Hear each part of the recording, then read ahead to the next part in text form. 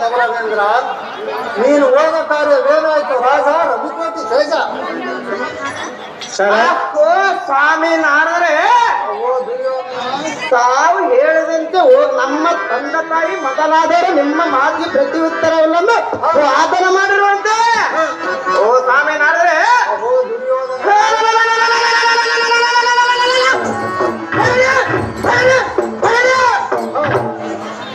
ಇನ್ನು ಸರ್ವತಕ್ಕೆ ಕನ್ನ ಇವರ ಸ್ಥಳ ಬೇರೆ ಬ್ರಹ್ಮನ ಹಾಗಾದರೆ ಹೇಳಿದ್ದು ಚೆನ್ನಾಗಿ ಅದೇ ಚೆನ್ನಾಗಿ ಕೇಳಿ ತಮಿಳ್ನಾಡಲ್ಲಿ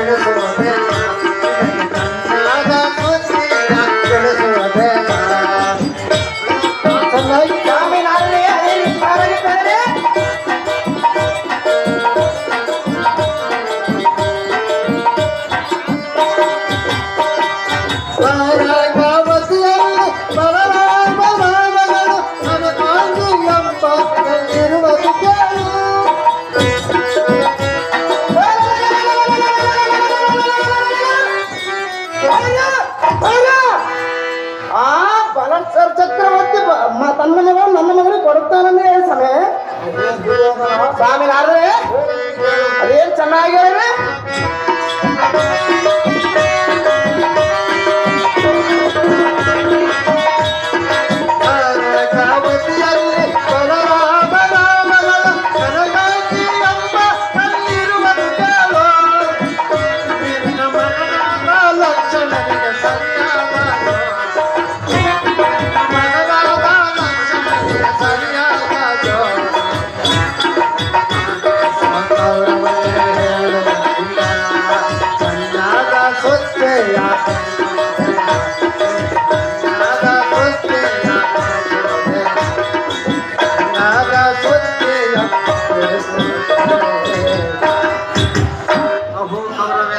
ಸ್ವಾಮಿ ನಾರದ್ರೆ ಭಾರತವತಿಯಲ್ಲಿ ಬಲರಾಮನ ಮಗಳಾದ ಕನಕಾಂಗಿ ಎಂಬ ಕನ್ಯೆ ಇರುವುದು.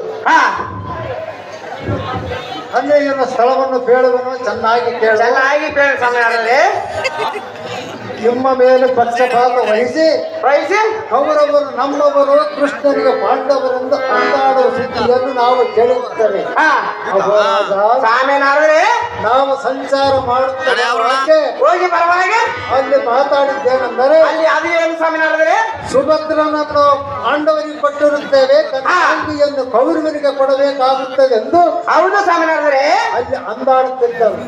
ಆ ಸಮಾಚಾರವನ್ನು ಆ ಸಮಯದಲ್ಲಿ ನಿನಗೆ ತಿಳಿಸಬೇಕೆಂದು ಓಡೋಡಿ ಬಂದಿರುವನು. ರಾಜ ಕೊಡುವುದಂತೂ ನಿಶ್ಚಯ. ನೀನು ಹೋಗಿ ಕನ್ಯೆಯನ್ನು ನಿಶ್ಚಯ ಮಾಡಿಕೊಂಡು ಬಾ ಗುರುನಂದನ, ನಾವು ಹೋಗಿ ಬರುತ್ತೇವೆ, ನಮಗೆ ಅಪ್ಪಣೆ ಕೊಡು ಈ ಕ್ಷಣ. ಸ್ವಾಮಿ ನಾನು ಸ್ವಲ್ಪ ನಿಲ್ಲರಿ. ಈ ಸಂಗತಿಯನ್ನು ಕೇಳಿ ನನ್ನ ಮನಸ್ಸಿಗೆ ಬಹಳ ಸಂತೋಷವಾಯ್ತು. ನಿಜ ಸ್ವಾಮಿ ನಾದರೆ ಆದರೆ ಶ್ರೀಕೃಷ್ಣ ಮೂರ್ತಿ ನಮ್ಮ ವೈರ ಬಾಂಧ ಕಾರಣ ಆತನ ಮನಸ್ಸಿಗೆ ಬರೇ ಇದೆಲ್ಲ ಒಂದು ಸಂಶಯದಿಂದ ಆಯ್ತು. ಇದಂ ಪರಿಚಿತ ವೈದ್ಯ ಸ್ವಾಮಿ ಅಹೋ ಗುರುಕುಲಧೀಶನಾದ ಕೌರವೇಂದ್ರ. ಅಹೋ ಸ್ವಾಮಿನಾದರೆ ಶ್ರೀಹರಿ ಒಂದು ವೇಳೆ ಶ್ರೀಹರಿಯ ಮನಸ್ಸಿಗೆ ಬರಲಿ ಬಾರದಿರಲಿ, ಬರಲಾದರೆ ಬಲರಾಮನು ಸರ್ವರು ಮುನಿಯಲಿ. ಈಗ ಬಲರಾಮನು ಯಾರ ಮಾತು ಕೇಳುವುದಿಲ್ಲ. ನಿನಗೆ ಕನ್ಯೆ ಕೊಡುವುದಂತೂ ನಿಶ್ಚಯ. ಹೌದು ಸ್ವಾಮಿನಾದರೆ. ಅಹೋ ಚಲದಂಕನೇ ಸ್ವಾಮಿನಾದರೆ ಅವರವರು ಏನು ಮಾಡಿಕೊಂಡು ಸುಖ ನಮಗೆ ಯಾಕೆ ಬೇಕು? ಕನ್ಯೆ ಕೊಟ್ಟರೆ ಸಾಕು. ಜಾಗ್ರತೆಯಿಂದ ಹೋಗ ರಾಜ ಸಾಂದ್ರವಾದ ದೇಶ. ಆಹೋ ಸ್ವಾಮಿನಾದರೆ ಹೋಗಿ ಬನ್ನಿರಿ. ನಿಮ್ಮ ಕಡೆಯಿಂದ ನಮ್ಮ ಸಂದೇಹವನ್ನು ತಿಳಿದೆವು. ಈ ಲಗ್ನಕ್ಕೆ ಮಾತ್ರ ತಮ್ಮನ್ನೇ ಕರೆಸುತ್ತೇವೆ.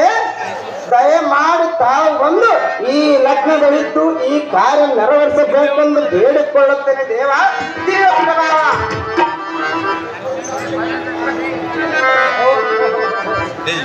ಏನ್ ಹೇಳಬೇಕಾಗಿದೆ ಈಗ? ನಿಮ್ಮ ಲಗ್ನದಲ್ಲಿ ನಾವು ಕರೆಸಿದಾಗ ನಾವು ಒಂದು ನಮ್ಮ ಸಮಾಜ ಇದ್ದೇ ಇರ್ತದೆ. ಈಗ ಈ ಲಗ್ನವನ್ನು ನಾವೇ ಕುಳಿತು ಚೆನ್ನಾಗಿ ಮಾಡಿಸುತ್ತೇವೆ.